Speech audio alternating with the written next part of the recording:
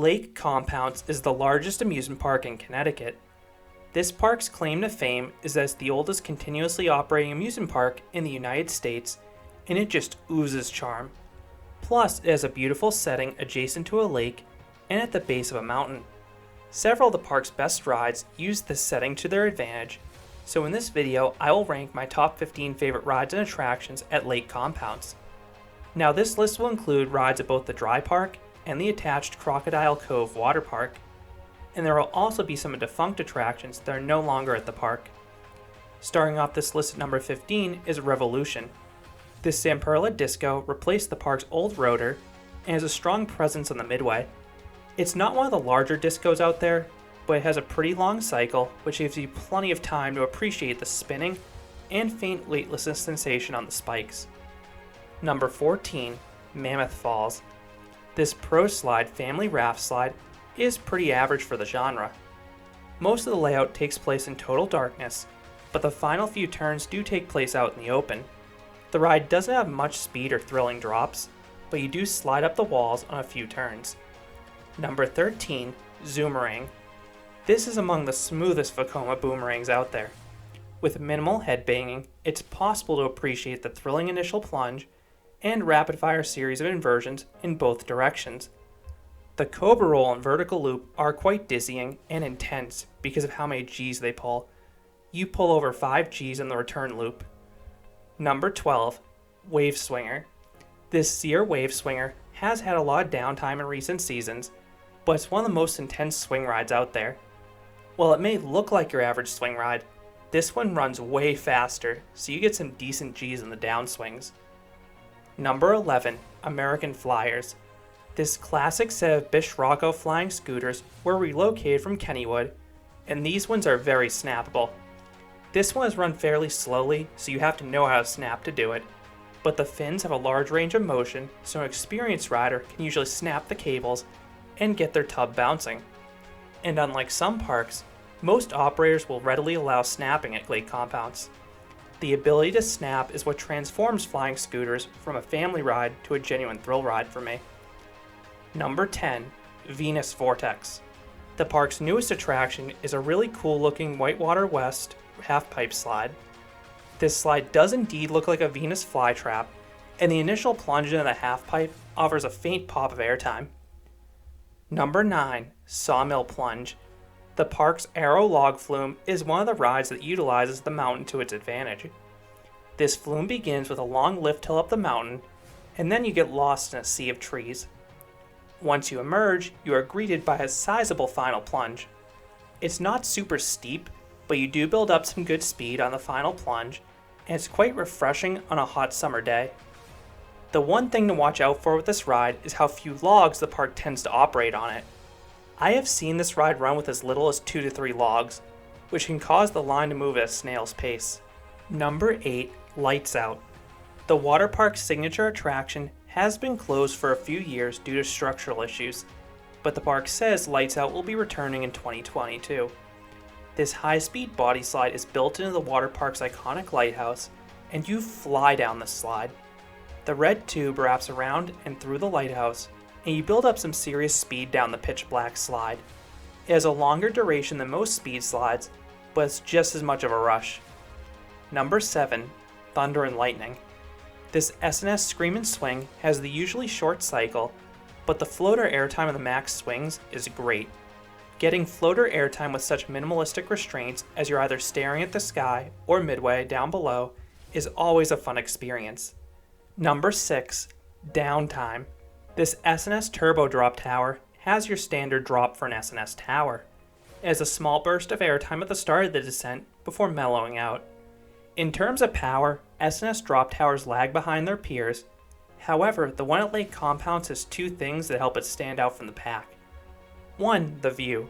You get an amazing view of the park, lake, and mountain atop the 185-foot or 56-meter tall drop tower. 2, the ride has some really neat audio effects. The ride is themed to a clock, and you hear ticking noises atop the tower that build suspense. And then an alarm triggers right before you drop. Number 5, Ghost Hunt. This Sally Shooting Dark ride was recently refurbished, and it dramatically improved the ride experience. For many years, this was a lackluster shooter because so few targets worked. Now, every target works, and the new laser sights and the guns make it easy to tell what you're shooting at. This ride has the familiar 2D aesthetic of the Cedar Fair Boo Blasters rides, but this one mixes things up with a cool mirror room midway through the ride. Up next would have been the Compounce Mountain Sky Ride. The first of 2 defunct rides in this list is the park's legendary former Sky Ride. This was no ordinary sky ride. This one was a 30-minute journey up and down Compounce Mountain. You forgot you were in a theme park. That's how isolated you were as you went up the mountain. And then coming down, you got some stunning views of the park. Unfortunately, this ride closed after an incident on the Great Escape Sky Ride, and the reason cited was how difficult this ride would be to evacuate in an emergency, due to the treacherous and rocky terrain. Number 4, Thunder Rapids. This Hopkins Rapids ride is in a bizarre location in the back corner of the park, down in midway with nothing on it, but it's a really fun ride when you do reach it. This one is extremely well landscaped, and it features several powerful rapids capable of soaking riders to the bone. You're basically playing Russian roulette on how wet you'll get on this one. Number 3, Sky Coaster. This may be an upcharge attraction, but it's one I try to ride once a year. The views of the park and surrounding area are similar to Downtime, but they're even freakier on the Sky Coaster because of how open you are. Once at the top, you pull the ripcord and are treated to a terrifying freefall before swinging over the midway. This is easily the park's most intense ride, and it's a true adrenaline rush. Up next would have been the Haunted Graveyard. The park's former Halloween walkthrough was the best I've encountered anywhere. Yes, it was better than anything at Halloween Horror Nights. As opposed to most parks that have a series of 3 to 5 minute haunts, the Haunted Graveyard was a continuous hour-long walkthrough loaded with scare actors and theme sets. Thankfully, the Haunted Graveyard will live on, but the company who runs it has moved the operations off-site. Number 2, Phobia Phear Coaster. The park's newest roller coaster is a Premier Ride Skyrocket 2, but this is one of the best of the genre. Unlike most of them that operate with comfort collars, Lake Compounce's has just lap bars, and no seatbelts either. This makes the hang time and the inline twist even freakier. While the launches in these rides are okay at best, the highlights are the crazy ejector airtime as you ascend and descend the tower. It's some of the most powerful airtime out there in my opinion. This ride may be short, but it's an intense flurry of forces. And coming in at number 1 is Boulder Dash. This award-winning Custom Coasters International creation is an amazing ride for many reasons. One, it's just impressive that CCI was even able to build a wood coaster of this scale along a heavily wooded mountainside. It's one of the best settings on any coaster.